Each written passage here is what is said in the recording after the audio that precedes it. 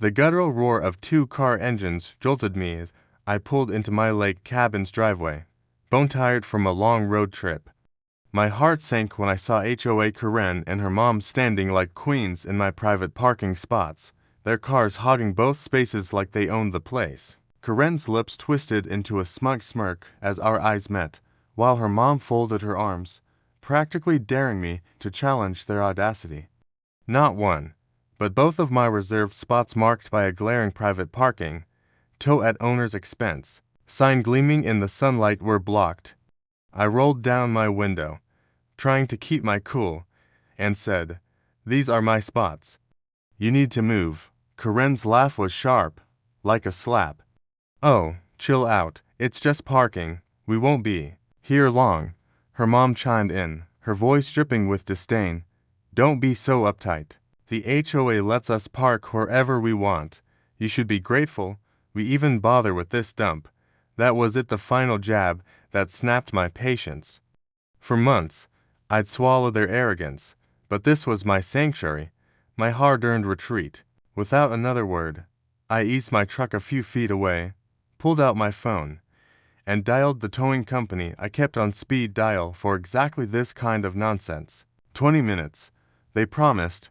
I leaned against my porch railing, sipping ice-cold water, watching the scene unfold. When the tow truck rumbled up, Karen's smug grin vanished, replaced by wide-eyed panic as the driver stepped out, clipboard in hand. Her mom shrieked, "You can't do this." "We know the HOA president," but the driver, unfazed, pointed to the sign. "Ma'am, you're trespassing. Both cars are gone." The tow hooks clamped down with a satisfying clunk, hoisting their vehicles into the air. Karen's screams echoed, "You'll regret this. You'll be sorry."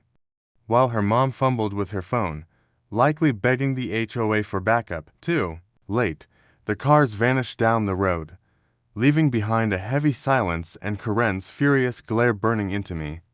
Which city in the United States are you watching from? Drop a comment and share with us if you've had any run-ins with an HOA. We'll narrate your story on our channel.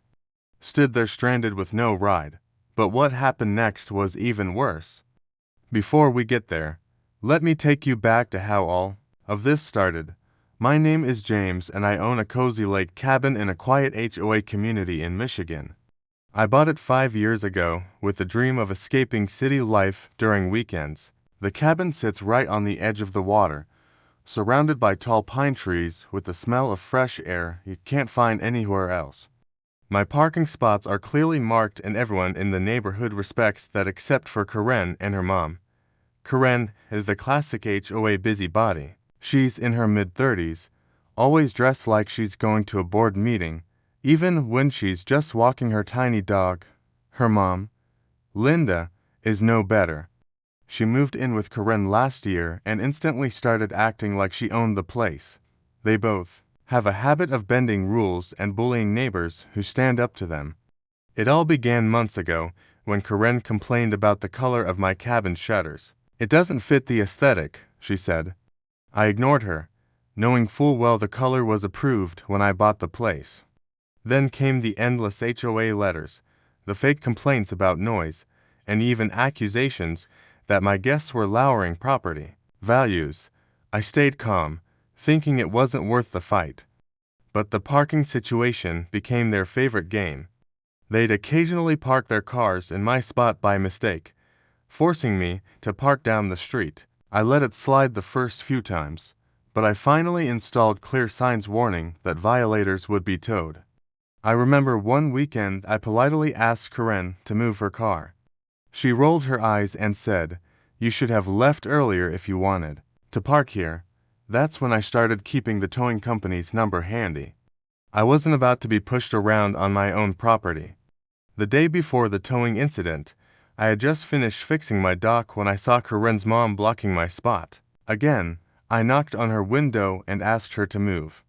She smirked, rolled her window back up and stayed put. I let it go that day, but I made a decision. Next time, I wouldn't ask twice. Now, back to the moment after their cars were towed. As they stood there yelling and threatening me, I couldn't help but feel a mix of relief and anticipation. I knew this wasn't over. Karen wasn't the type to back down quietly. I could see it in her eyes. She was plotting something. That night, while I was sitting by the fireplace, I heard loud footsteps on my porch. My heart raced. Was it Karen? Was she here to confront me again? I slowly got up, peered through the window, and what I saw made my stomach twist. Karen and her mom were standing there holding something in their hands, whispering to each other. Then, bang, something hit my porch hard, and that's when everything changed. Bang, the sound echoed through the night, making me jump. I rushed to the door, but by the time I opened it, Karen and her mom had disappeared into the darkness. On my porch, lying on the wooden boards, was a smashed glass bottle leaking some sticky liquid. The smell of cheap perfume filled the air. They had thrown it against my porch as some kind of warning. I stood there under the moonlight, my fist clenching. They were angry and they wanted me to know it. My phone buzzed. It was a notification from my outdoor camera. I checked the footage and saw everything. Karen and Linda creeping up to my porch, whispering, and then throwing the bottle. Clear as day, I saved the footage immediately. The next morning, I went to the HOA office to report the incident. The manager, Mr. Thompson, was an older man who had dealt with countless Karen-like residents over the years. When I showed him the video, he sighed. "James, I'll handle it," he said. "But you know how they are. They'll twist this around and play victim." I nodded. "That's why I'm keeping every bit of evidence. I'm not letting them bully me." Later that afternoon, as I was fixing the fence by the water, Karen strolled by with her mom. They both wore sunglasses even though it was cloudy. Karen stopped and smirked. "You think you're clever, don't you?" she said. I stayed calm. "I'm just protecting my property." Her mom scoffed. "This isn't over. You'll regret embarrassing us." Neighbors started to notice the tension. Some of them even whispered to me when Karen wasn't around. "She's been stirring trouble with everyone." One neighbor, Sarah, told me she's just mad she doesn't control you like she controls the others. For a few days, things quieted down. I thought maybe they'd finally learned their lesson, but I should have known better. One evening, as I came back from fishing, I found something that made my blood boil. Both of their cars were back, parked in my spots again, like nothing had happened. But this time they had placed cones around them with a handwritten sign that read HOA reserved. I laughed bitterly. They were pushing it, daring me to act. I dialed the towing company again. "Same two cars," I told them. "Send your fastest truck." As I waited, Karen and her mom came out of their cabin, clearly trying to provoke me. "You call the tow truck and we'll call the cops," Karen shouted. "Go ahead," I said, holding up my phone. "The signs are clear. This is private property." Minutes later, the tow truck arrived. The driver grinned. "These two again. No problem." Karen ran to her car, screaming, "You can't take it." I'm sitting inside. "So, you can't tow it." The driver looked at me and shrugged. "We can still tow it with her inside, but it's better if she steps out." I smirked. "Your choice." Karen, after a heated argument, she finally stepped out, still screaming. The driver hooked up the cars, one by one, while Linda yelled into her phone, probably calling the HOA president. Neighbors peeked out from their windows, watching the drama unfold. The cars were towed away again. Karen stood there trembling with anger. "You've made a big mistake," she hissed. I replied calmly, "No, Karen, you did. I thought that was the end of it." But that night, while I was locking up the cabin, my security alarm went off. Red lights flashed and the siren screamed. I grabbed my flashlight and ran outside. There by my dock was a figure in the shadows. It was moving quickly, trying to cut the ropes of my boat. My heart pounded. I yelled, "Hey, get away from there." The figure froze, then darted toward the trees. I chased it, but it disappeared into the darkness. When I returned to the dock, I saw the damage. They had slashed part of the boat cover and loosened the ropes, trying to set it adrift. I checked the security footage later. The figure, Karen's mom, clear as day. I knew this was war now. But what they didn't know was that I was just getting started. The next morning, I made a phone call to someone who would change everything. The plan forming in my head was going to hit them harder than they ever expected. But before I could execute it, something even more extreme happened that evening. As the sun set and the lake shimmered gold, I heard the roar of an engine louder than before. Karen's mom was speeding straight toward my cabin, swerving dangerously. My heart stopped as she screeched to a halt just inches from my porch. She stepped out, her face red with fury, and screamed, "You'll pay for this, James. You'll pay." And then she pulled something out of her bag that made my blood run cold. The object Linda pulled out glinted under the porch light. It was a metal crowbar. My stomach tightened. She waved it in the air, her eyes wild. "You think you can humiliate us twice?" she screamed, stepping closer. Karen jumped out of the passenger side, holding up her phone. "Go ahead. Mom, he deserves it. Let's see what the cops say when he's the one bleeding." I slowly backed up the steps of my porch, my hand sliding into my pocket where my phone was. I didn't want this to get violent, but I wasn't about to be scared on my own property. "Linda, put it down," I said calmly. "You're making a mistake." She laughed bitterly. "No, James, you made the mistake when you touched my car." I pressed the emergency button on my phone, dialing 911 with my thumb. "You're being recorded," I warned. "The police are on their way." Karen sneered. "You think we care?" Suddenly, my neighbor Sarah came running from across the street. "Linda, Karen, stop this madness," she yelled. "You're going to jail." Linda hesitated for a split second, and that was enough for me to slam my porch light on full brightness, blinding them for a moment. They both staggered back, yelling. The sound of sirens grew in the distance. Linda threw the crowbar back into the car and shouted, "This isn't over." They jumped into the vehicle and sped off before the cops arrived, their tires screeching on the gravel road. When the officers came, I showed them the camera footage. They took my statement and promised to have a word with the two of them, but I knew the HOA would protect them as much as they could. Karen's mom had friends on the board, and they loved bending rules. That night, I barely slept. My mind replayed the image of that crowbar. Things were getting out of hand. I had to stay one step ahead. The next day, as I walked by the lake, neighbors whispered to me again. Some supported me, others warned me that Karen was bragging she'd ruined me with HOA fines and complaints. "She even told someone she's going to have your cabin condemned," Sarah whispered. I decided to stay calm. I called my insurance company and upgraded my security. I also placed a call to a local towing supervisor and explained the situation. He agreed to prioritize my address if I ever needed him again. "People like that need to be taught lessons," he said.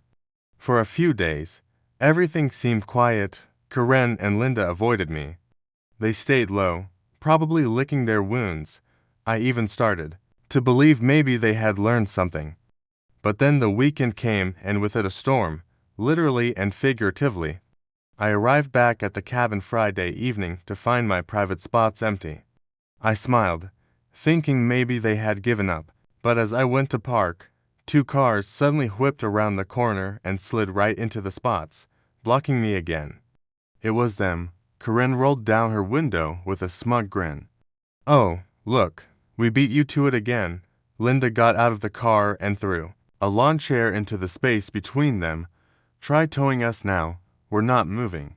Rain started to fall, adding to the tension.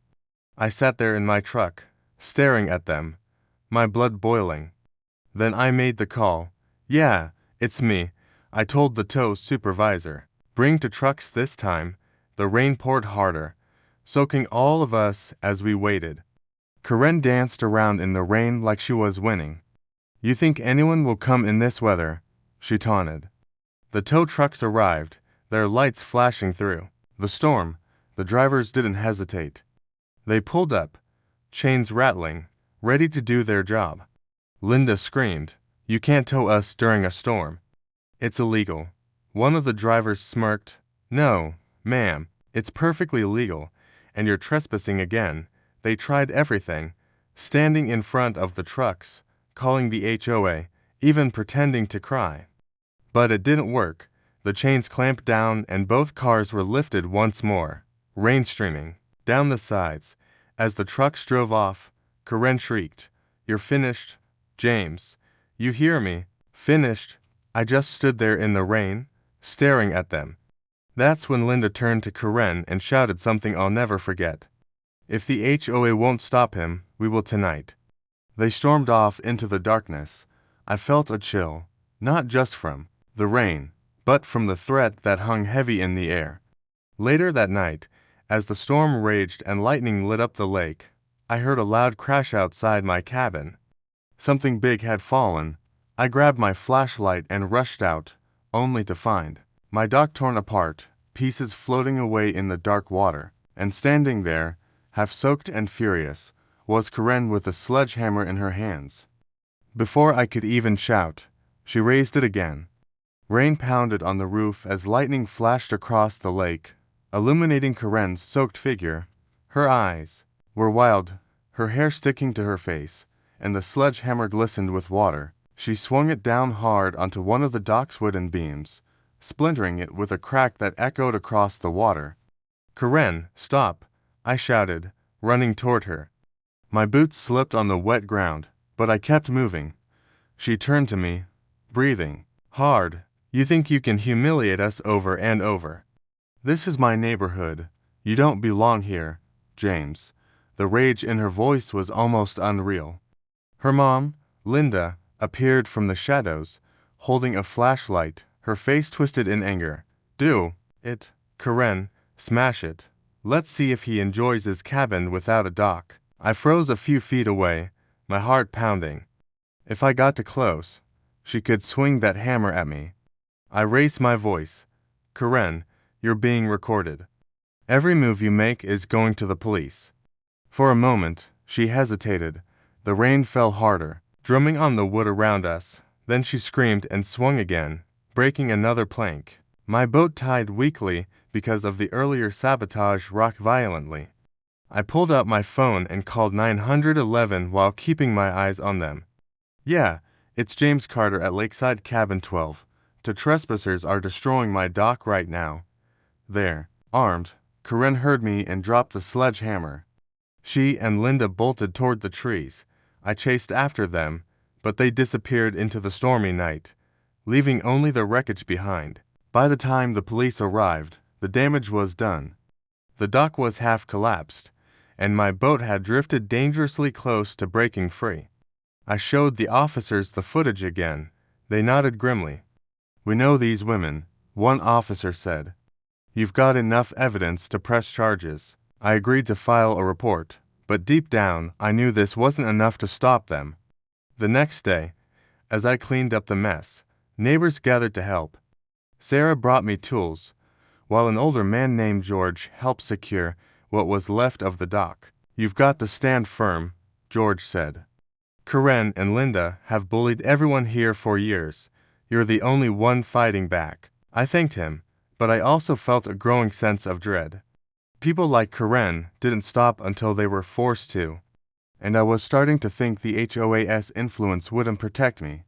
It would protect them. Later that afternoon, I received an email from the HOA board. It claimed I was causing disturbances and threatening residents. They even fined me for unauthorized towing of vehicles. My blood boiled. They were twisting everything to make me look like the villain. I wrote back immediately, attaching all the videos and police reports. If you don't revoke these fines, I warned, I'll take this to court and make the HOA answer for every legal thing that's happened.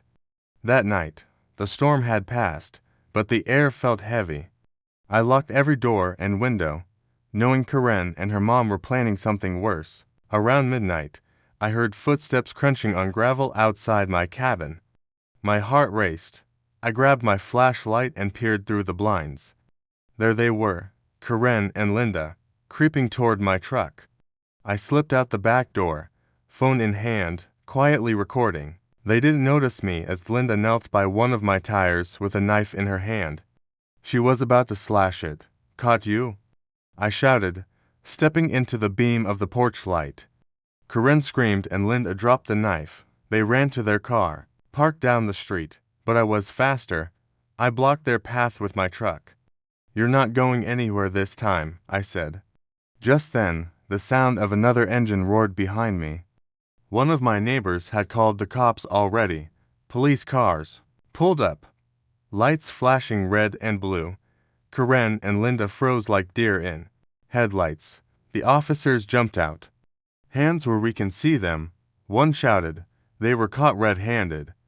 But even as they were being questioned, Karen smirked at me. "This isn't over, James. You'll see."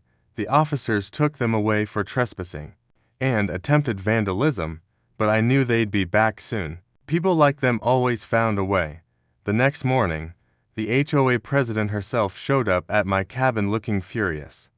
"James, you've gone too far," she said. "Karen and Linda are respected members of this community. You're escalating things." I laughed bitterly. "Respected? They're criminals and I have proof." She glared at me. "You won't win against us." Then she stormed off. I stood there on my porch, feeling the weight of what was coming.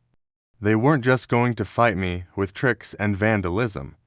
They were going to use the entire HOA against me. And that evening, when I thought things couldn't get worse, I heard a loud bang near my shed. I ran out, and what I saw made my heart sink. My shed door was hanging off its hinges, and inside my tools were scattered everywhere. Karen stood there with a gas can in her hand, and Linda was holding a lighter. "Say goodbye to your cabin, James," Karen hissed, and before I could move, Linda flicked the lighter. The tiny flame lit up Linda's furious face, its glow trembling in the cold night air. For a split second, time froze. My mind screamed at me to act before the fire spread to my shed and eventually to my cabin. "Stop," I roared, charging toward them. Karen shrieked, "Do it, Mom, light it." But as Linda tilted the lighter toward the gas-soaked floor, I grabbed the garden hose lying near the shed. With one twist, the water blasted out full force. The stream smacked the flame, dousing it before it could ignite. Linda cursed and stumbled backward, slipping on the wet grass. Karen lunged at me, clawing at my arm. "You think you can stop us?" she screamed. I pushed her away just enough to get control of the situation. Neighbors' lights flickered on as people came out, some recording with their phones. Sarah shouted from her porch, "They're trying to burn his property." Someone called the cops again. This time the police arrived faster than ever, tires screeching on the gravel road. Officers jumped out, weapons drawn, commanding everyone to stay still. "What's going on here?" one demanded. I pointed at Linda, who still clutched the gas can. "They tried to set my shed on fire." The officer grabbed it from her and smelled the gasoline. He looked at Karen and Linda with disgust. "You two are done. This is arson," Karen screamed. "He's lying. He sprayed us with water first." The officer replied, "You're lucky that's all he sprayed you with. You're under arrest." The crowd of neighbors cheered as the officers cuffed them and dragged them to the police car.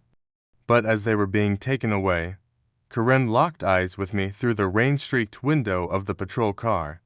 She smirked. "This isn't over, James," she mouthed silently.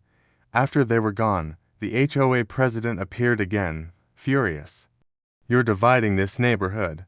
Do you realize the legal mess you're creating?" I snapped. "No, your pets, Karen and Linda, are creating it, and I'll keep every piece of evidence until they're gone for good." I spent the rest of the night cleaning up the mess in my shed. The smell of gasoline lingered, making my stomach churn.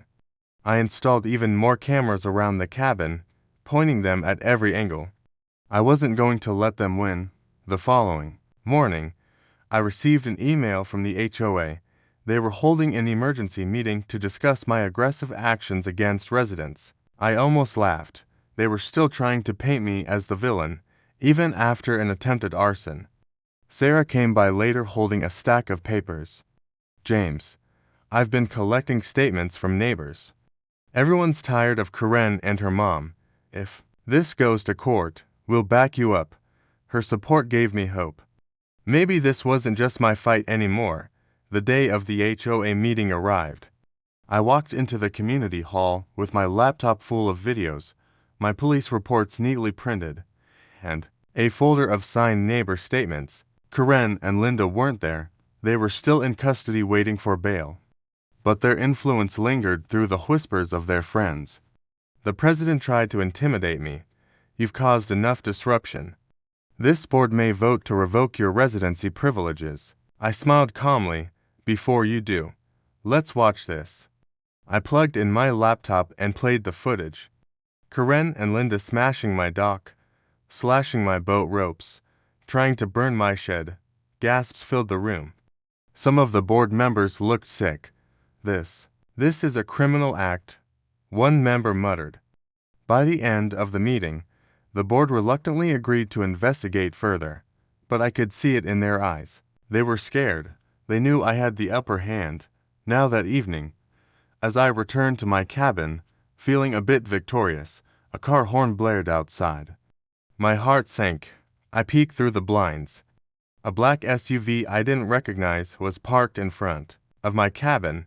The windows rolled down, and to my shock, Karen's mom stepped out. She had made bail. She looked calm, too calm.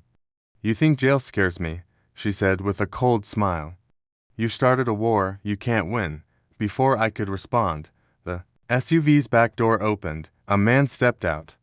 Tall, muscular, with a shaved head and dark sunglasses, even at night. He said nothing, just cracked his knuckles. Linda smirked. Meet my nephew. He doesn't like when people mess with family. The man took one step toward me, and the tension in the air became electric. I backed up slowly toward my porch, reaching for my phone, but before I could dial anyone, he lunged forward with frightening speed. The man's boots thudded against the gravel as he charged. Instinct kicked in. I bolted onto the porch, slamming the door shut behind me and locking it. My heart pounded so hard it felt like it would burst. Through the glass, I saw him smirk, tapping the door with his knuckles like a predator toying with prey. Linda stood under the porch light, smiling like this was some kind of game. Come on out, James. Or do you only feel brave when you call tow trucks? She taunted. I held my phone high so they could see I was recording. Leave my property before I call the cops again. The man stepped closer, his face shadowed. Cops won't get here fast enough. His voice was low and menacing. I quickly pressed the panic button on my security app. Sirens from my alarm system blasted through the air, lights flashing bright around the cabin. The man flinched, shielding his eyes. Linda grabbed his arm, hissing, Not now. Let's go. They retreated to the SUV, but not before Linda shouted, This isn't the end, James. You'll wish you never moved here. The car roared away, disappearing into the night. Shaking, I sank into my couch. This had gone way beyond a neighborhood dispute. It was now personal and dangerous. The next morning, I went straight to the police station. The officer in charge looked at me seriously. You're dealing with people who are escalating fast, he said. We'll patrol the area, but you should consider getting legal protection, like a restraining order. I filed for one that same day.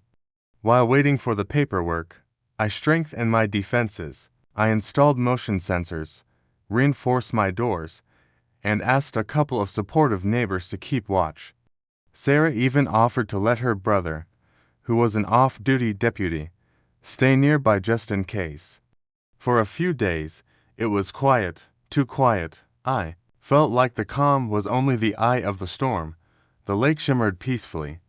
The trees swayed gently in the breeze, but I couldn't relax. One evening while grilling on my porch, I noticed fresh tire tracks near my driveway. They weren't mine. Someone had been circling the property. I checked my cameras and sure enough, the black SUV had driven by several times during the night. The next day, an envelope appeared taped to my cabin door. Inside was a handwritten note. Leave now or next time, we won't miss. My stomach turned cold. I immediately handed it over to the police, who added it to the growing case file. They warned me to stay alert, but I already was. Every shadow, every sound made me jump. Still, I wasn't going to let fear control me. I decided to turn the tables. That afternoon, I called my cousin Mark, who runs a private security company. Within hours, he sent 2 men to install hidden cameras all around the cabin, hide night vision, everything. I wasn't just defending myself anymore. I was gathering evidence to end this nightmare. That night, as the moon rose high over the lake, the silence was broken by a soft crunch of footsteps on gravel. I held my breath and watched the monitors. There they were, Karen, Linda, and the nephew, creeping toward my property. The cameras caught every move as they tried to cut my power lines. I hit the alarm remotely, and the siren screamed. They froze, panicked, and ran into the woods. I had them. This footage was crystal clear. The next morning, I delivered the recording straight to the police. The officer smiled grimly. This is exactly what we needed. They won't walk away from this so easily. Later, that afternoon, the HOA president knocked on my door again. She looked pale, almost nervous. James, the board is reconsidering its position. She said Karen and Linda have caused too much trouble. We're suspending their privileges pending investigation. It felt like a small victory, but I didn't celebrate yet. I knew Karen wouldn't give up quietly, and sure enough, that evening, I saw them standing at the edge of my property, staring at me. No words, just a cold, burning hatred. As the sun dipped below the horizon, the nephew raised something in his hand. It looked like a heavy chain. He swung it slowly, menacingly. Karen smiled wickedly.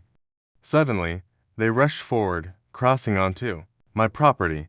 The chain clanged as it hit my porch railing, splintering the wood. Linda yelled, "Burn it all down." The smell of gasoline filled the air again. My cameras caught every second, but this time they weren't stopping. The nephew lit a rag on a stick, turning it into a torch, and hurled it toward my cabin window. The torch flew through the air like a fiery comet spinning toward my cabin window. Time slowed. My heart pounded as I grabbed the nearest fire extinguisher and rushed to the door.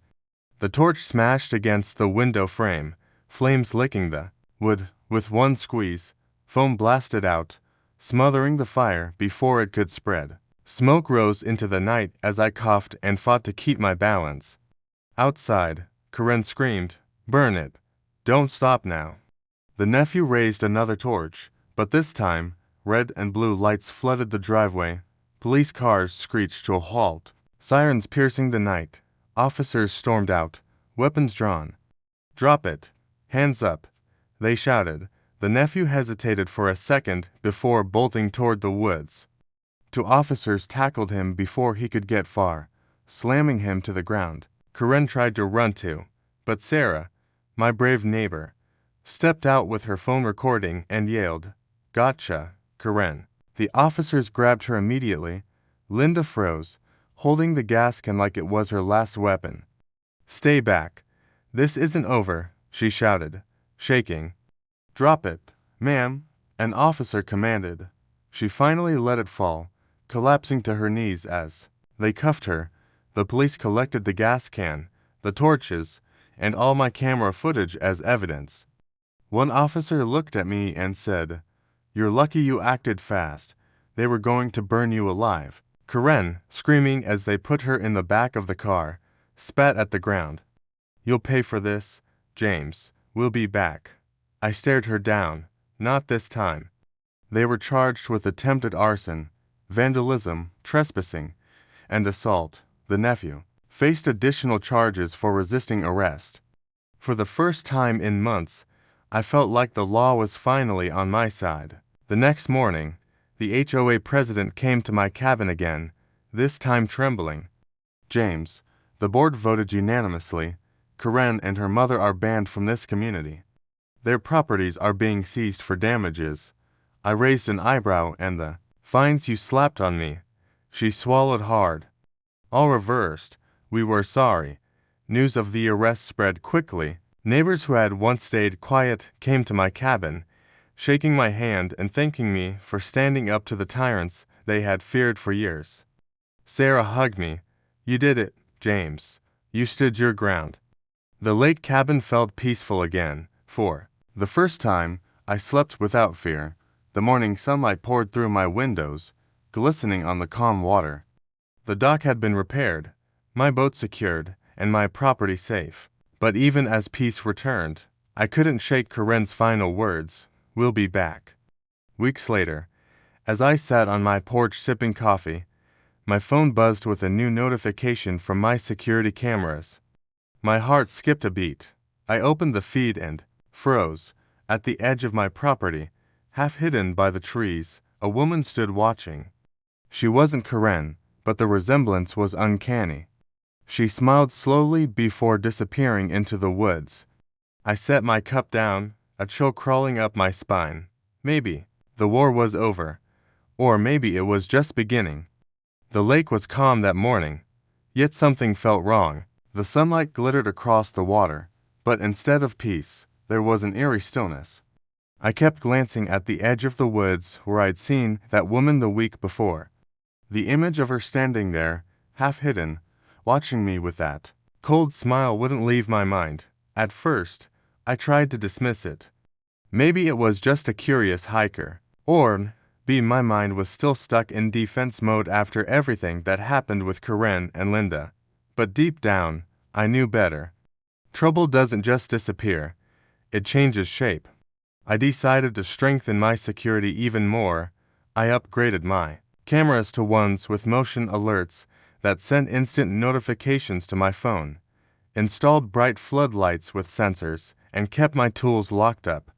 My cousin Mark even left one of his security guys, Tyler, to keep watch during the nights. For a while, Tyler was ex-military, tall, and had the kind of calm presence that made me feel safer. For a few days, things were quiet again, too quiet. The neighbors came around congratulating me on finally standing up to the bullies. Sarah brought me homemade pie, saying, "You've brought peace back to this place, James." I smiled, but my mind was still uneasy. Late one night, while Tyler was doing his rounds, my phone buzzed, motion detected, front gate. I pulled up the feed, and there she was, the same mysterious woman. She stood just beyond the light, dressed in a black hoodie, her hair long and wet as if she'd been standing in the lake. Tyler approached cautiously with a flashlight. "Ma'am, this is private property. You need to leave," he called out. The woman tilted her head slowly like an animal sizing up its prey, then whispered something I couldn't hear over the camera audio. Without warning, she turned and vanished into the trees, moving so fast it almost didn't seem real. Tyler searched but found nothing. No footprints, no trace. The only thing left behind was a small object at the edge of the property, a keychain with the initials KL. I picked it up and felt a chill. Karen Lynn. The next morning, I went to the police station to show them the footage. The officer frowned. "We don't have any record of a woman matching that description connected to Karen or Linda, but she's clearly trespassing. Keep the cameras rolling." That same day, I received an unexpected letter in my mailbox. No stamp, no return address. Inside was a single sheet of paper with words cut out from magazines. "You took them from me. Now I'll take everything from you." I stared at it, my pulse racing. This wasn't just intimidation. This was a threat. That evening, while I was securing my boat, Sarah came running to my cabin. "James, someone broke into George's house last night," he said. A woman in black was standing over him while he slept, then she vanished. Fear gripped the neighborhood. People started locking their doors earlier, keeping lights on at night. The HOA, which had been so arrogant before, suddenly held emergency meetings about unidentified trespassers. One night, as the rain poured down, I sat in my living room watching the monitors. The storm made everything blurry, but I caught a shadow moving fast across the yard.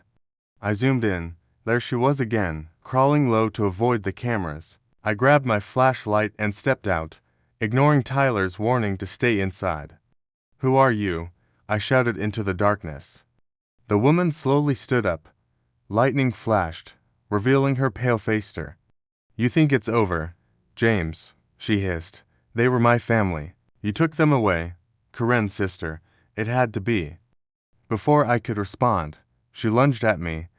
I stumbled back, barely dodging her as she swung something sharp.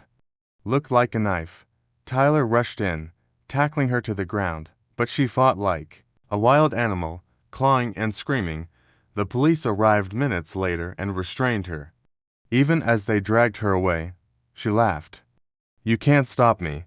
You'll lose everything." At the station, they identified her as Kristen Lynn, Karen's younger sister.